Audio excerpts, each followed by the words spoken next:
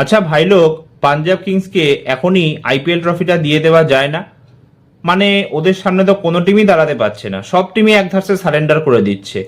তাহলে আর ওদের বাকি আইপিএল ম্যাচগুলো খেলে লাভ কি, বা বাকি টিমদের খেলেই বা লাভ কি তাহলে? মানে 7 ম্যাচে 6টা জিতেছে আর একটা নো রেজাল্ট, 13 পয়েন্ট নিয়ে অলরেডি যাকে বলে পাঞ্জাব কিংস বসে আছে।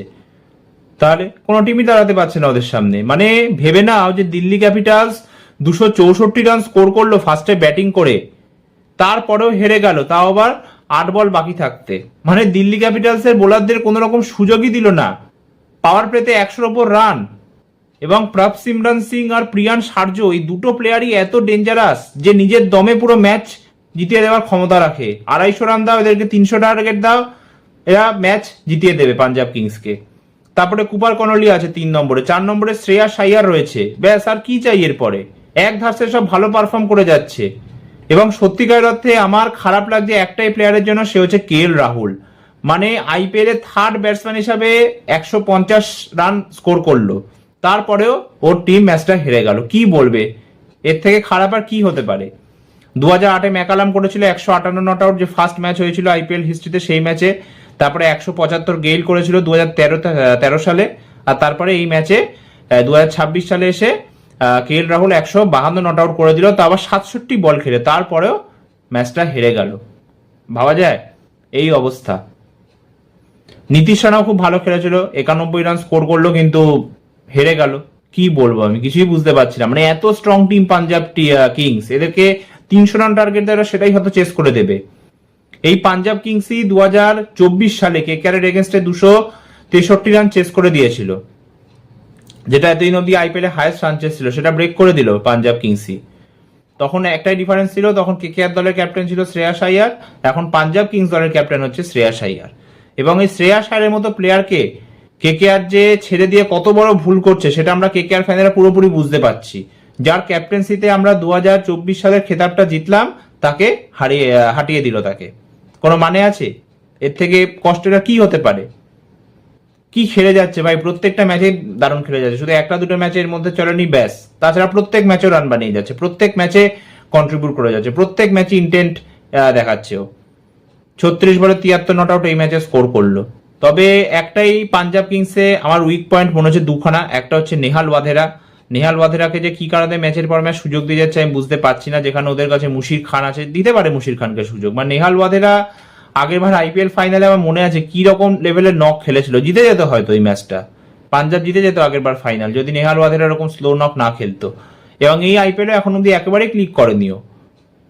এর আগে যখন সেই রাইজিং স্টার্স এশিয়া কাপ হয়েছিল সেখানেও চলেনি, কিন্তু ম্যাচের পর ম্যাচ ওকে সুযোগ দিয়ে যাচ্ছে।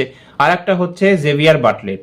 জেভিয়ার বাটলেটও তাই সেম, যেখানে আফগানিস্তানে বোলারটা রয়েছে আজমাতুল্লাহ ওমারাজাই, ওকে তো সুযোগ দিতে পারে, ও তো অলরাউন্ডার রয়েছে, ব্যাটও করে দিতে পারে আরামসে। তাহলে কিন্তু রিকি পন্টিং হেড কোচ, তো অস্ট্রেলিয়ান প্লেয়ারদেরই সুযোগ দেবে, কি করা যাবে। তো যাই হোক, পাঞ্জাব কিংস দুর্দান্ত ফর্মে রয়েছে, 1 নম্বর পজিশনে রয়েছে পাঞ্জাব এখন এই মুহূর্তে। এবং দিল্লি ক্যাপিটালস এর আরো একটা হার, এবং পুরো দিল্লি ক্যাপিটালস এর বোলিং একধাসে ব্যর্থ হলো। কুলদীপ দুখানা উইকেট নিয়ে মাঝখানে একটু চাপ সৃষ্টি করেছিল, কিন্তু শ্রেয়াস আইয়ারেরও দুখানা ক্যাচ ফেলে দিল করুণ নায়ার। তো আর এরপরে যাকে বলে কোনো রকম সুযোগই দেয়নি পাঞ্জাব কিংস। হ্যাঁ, আর আকশার প্যাটেলও মোটামুটি বোলিং করেছে, কিন্তু ফ্ল্যাট পিচ, বোলারদের জন্য কিছুই নেই, কি করার আছে? যেখানে 265 রানই চেস মানে ডিফেন্ড করা যাবে না, সেখানে বোলারটা কি করবে? কিছুই করার নেই। বাকি যদি আমরা আসি রাজস্থান বনাম এসআরএইচ ম্যাচের দিকে, তাহলে বৈভব সূর্যবংশী ভাই আনবিলিভেবল লেভেলের প্লেয়ার। অনেকে বলছে যে এখন ওকে যেন টি-20 দলে নিয়ে নেওয়া হয়, অনেকে বলছে যেন না নেওয়া হয়, অন্য আরো প্লেয়ার বসে আছে ওকে, মানে যারা সুযোগ পাচ্ছে না। কিন্তু আমি জানি না কি করা উচিত, কিন্তু অসাধারণ অসাধারণ খেলছে। মানে এই প্লেয়ার এমন না যে ওয়ান ম্যাচ ওয়ান্ডার বা ওয়ান সিজন ওয়ান্ডার। এ যদি টিকে যায়, পাওয়ার প্লে যদি টিকে যায়, এই বিপক্ষ টিমের হাত থেকে পুরো ম্যাচ নিয়ে চলে যাবে, পুরো ম্যাচ নিয়ে চলে যাবে। এই ম্যাচেও তাই 37 বলে 103 রান স্কোর করলো। এর আগে আই থিঙ্ক 35 বলে সেঞ্চুরি করেছিল না আগের বারে। তাহলে 4 নম্বর সেঞ্চুরি হয়ে গেল টি-20 ক্রিকেটে, মাত্র 15 বছর বয়স।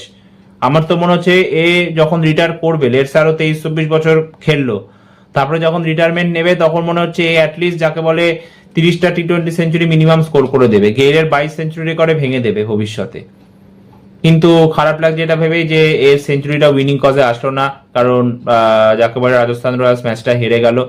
তবে ধ্রুব জুরেল 35 বলে 51 রান স্কোর করেছে, ও ভালো খেলেছে, যদিও শুরুটা একটু স্লো করেছিল কিন্তু পরের দিকে মেকআপ করেছে, এটা মানতে হবে। তবে আমি একটা জিনিস বুঝতে পারছি না যে সিমরান হেটমায়ারকে ম্যাচের পর ম্যাচ দেখে সুযোগ দিয়ে যাচ্ছে কি কারণে, যেখানে তোমার কাছে দোসুন সনাকা রয়েছে যে প্রুভেন পারফর্মার, যে ডেথ ওভার্সে এত ভালো ব্যাটিং করে, সেই দোসুন সনাকাকে দেখি সুযোগই দিচ্ছে না। এছাড়া বোলিংও মোটামুটি করে দিতে পারে সনাকা, তাহলে সিমরান হেটমায়ারকে ম্যাচের পর ম্যাচ সুযোগ দেওয়ার কারণ কি? ড্রিপ প্রিটোরিয়াস না, সাউথ আফ্রিকার যে প্লেয়ারটা আছে, হ্যাঁ, ও একটা ম্যাচে খেলালো, ওকে 0 রান স্কোর করে আউট হয়ে গেল, ব্যাস ওকে ড্রপই করে দিল। তাহলে সুযোগ তো দিতে হবে। এরা যদি ম্যাচের পর ম্যাচ সুযোগ পেয়ে যায় সিমরান হেটমায়ারের মতো প্লেয়ার, তাহলে ফিনিশই করতে পারলো না, 10 বলে মাত্র 11 রান স্কোর করলো, কি নক ছিল এটা। আর তার সাথে এদের ক্যাপ্টেন রিয়ান পরাগ, সেও তাই সেম, প্রত্যেক ম্যাচে ফ্লপ হয়ে যাচ্ছে। মানে ক্যাপ্টেন হিসাবে কিছু দায়িত্ব তো আছে, আর আমি বুঝতে পারছি না যে একে ক্যাপ্টেন্সি দিল কি করতে, কি কারণে ক্যাপ্টেন্সি পেলো। মানে এর থেকে ইয়াশাস্বী জয়সওয়াল বেটার, এবং ইন্ডিয়ান টিমের ফিউচার জয়সওয়াল, তাকে দিতেও ক্যাপ্টেন্সি, তা না রিয়ান পরাগকে। আর প্রত্যেকবার দেখি রাজস্থান রয়্যালস থেকে রিটার্ন করেই যায়, সে 19 সাল থেকে খেলছে, খেলেই যাচ্ছে রাজস্থানের হয়ে, এমন না যে বিশাল ভালো খেলেছে আজ অব্দি। তো যাই হোক, শেষ ম্যাচ 228 স্কোর করলো, এটাও একেবারে যাকে বলে ফ্ল্যাট পিচই ছিল, 229 রান টার্গেট ছিল।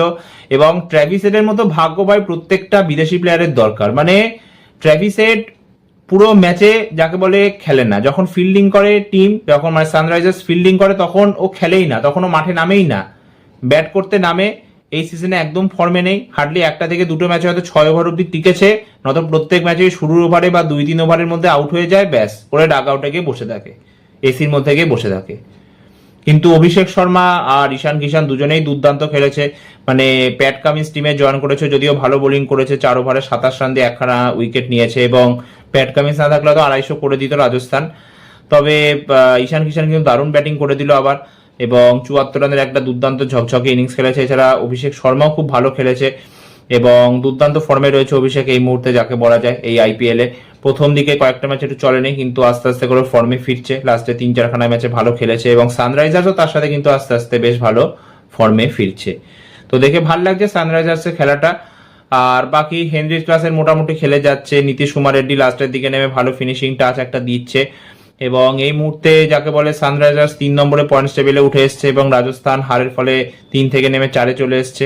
তো ম্যাচগুলো কিন্তু বেশ আস্তে আস্তে জমে উঠছে, প্রত্যেকটা টিম নিজের বেস্ট দেওয়ার চেষ্টা করছে, কারণ আস্তে আস্তে প্লে অফ সামনে এগিয়ে আসছে। এবং পাঞ্জাব কিংস এখন যেভাবে খেলছে তাতে আমার মনে হচ্ছে পাঞ্জাব একেই থাকবে, মনে হচ্ছে না পাঞ্জাবকে 1 বা 2 এর নিচে কেউ নামাতে পারবে। মানে পাঞ্জাব টপ 2 এর মধ্যে একটা টিম থাকছে, এবার বাকি 3টে টিম কারা হবে তাদের মধ্যে কিন্তু ফাইট হবে। হ্যাঁ, কেকেআর ধরে রাখো বা এমআই, এদের হয়তো মোটামুটি রাস্তা প্রায় বন্ধ যা মনে হচ্ছে দেখে, কিন্তু আরসিবি হয়ে যাক বা পাঞ্জাব হয়ে যাক বা এসআরএইচ হয়ে যাক, এদের মধ্যে কিন্তু বেশ আচ্ছা খাসা ফাইট হচ্ছে। সিএসকেও আস্তে আস্তে যেটা শুরু করেছে, দেখা যাক কি হয়। তো এই ভিডিওটা এতটাই, আবার দেখা হবে একটা নতুন ভিডিওতে। ভালো লাগলে প্লিজ ভিডিওটা লাইক আর শেয়ার করে দিও, আর হ্যাঁ, কমেন্ট করে জানাতে ভুলো না যে ভিডিওটা কেমন লাগলো তোমাদের। ধন্যবাদ।